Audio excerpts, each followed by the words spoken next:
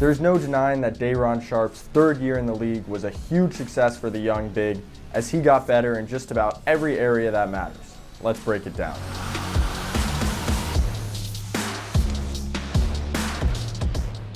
Hello all, my name is Lucas Kaplan and I'm back with another episode of Nets Film Focus. In our first episode, we covered Cam Thomas and we're back with another third-year player looking at the improvements of Day'Ron Sharpe. In Day'Ron's third year as a pro, it'd be tough to find an area he didn't grow in, and it's no coincidence he went from the fringes of Brooklyn's rotation to a mainstay. In 2024, he doubled his career minute total despite missing a month with a knee injury. But we'll start with the skill the UNC product walked into the NBA with, rebounding.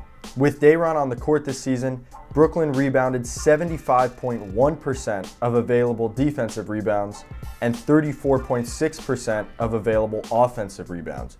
Particularly on the offensive end, Day'Ron continued to be a menace. He finished third in the NBA with an offensive rebound rate of 16.3%, and while that's about what it was in his sophomore year, the sample size nearly doubled, playing 400 more minutes.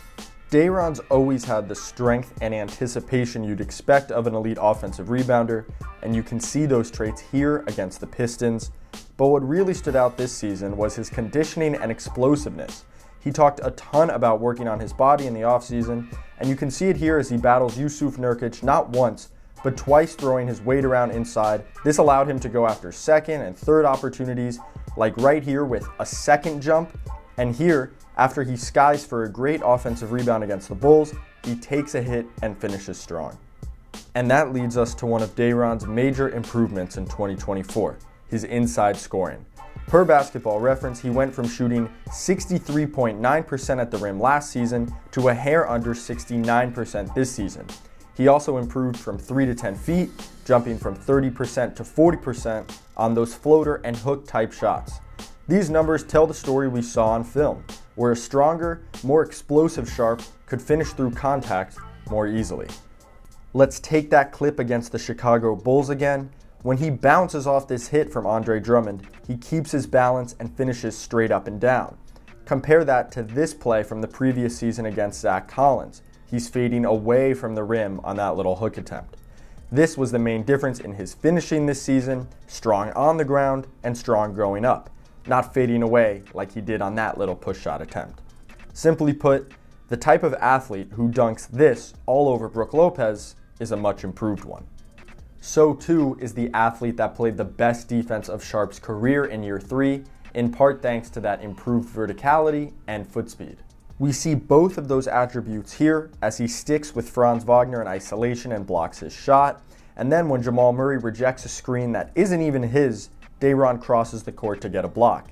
His quickness off the ground and how high he got off the ground were key factors in his shot blocking, particularly coming from the weak side this year, sending this Kyle Kuzma shot into the bench, and here a good second effort to block a shot at the rim. If we look at this again, he turns his hips once, twice, and then immediately gets off the ground to contest the shot. Still, it'd be a mistake to assume that improved athleticism was the only factor in Day'Ron's defensive improvement. He'd clearly learned from experience in year 3, judging by the timing on some of those rejections, as well as his positioning and technique down low. On a play like this, Day'Ron is at the spot and ready to contest vertically, and this growth showed up in drop coverage specifically. Fakes at the ball, then gets the steal, and playing in between two, he can contest the shot and box out the roll man. We'd see these improvements on a game-by-game basis too. On one possession, Zach LaVine gets right by him in drop, and then a couple seconds later, Day'Ron shuffles the feet to block LaVine's shot attempt. If Day'Ron's rebounding skills brought him to the party, then his improved finishing and defensive skills allowed him to stay. And then, once he was able to stay on the court, he could contribute in a bunch of little ways, just having a different bounce to his game in year 3. He was more active sprinting the floor in transition, perhaps due to that improved conditioning, and we even saw the flashes of passing that made him an enticing prospect out of UNC. There's a short roll dime, and there's a no-look pass for a layup. And the Nets would even feed him down low occasionally. Here, he gets around Devin Vassell for a layup, and there he gets saucy against the Magic, spinning for an end one finish. All in all, the 2024 campaign was an individual success for Day'Ron, as he grew the fundamentals of his game to allow what he does best on the court to shine. It's a season that should have Nets fans looking forward to what Sharpe can do in year 4. So thank you guys for watching, and stay tuned for more episodes of Nets Film Focus.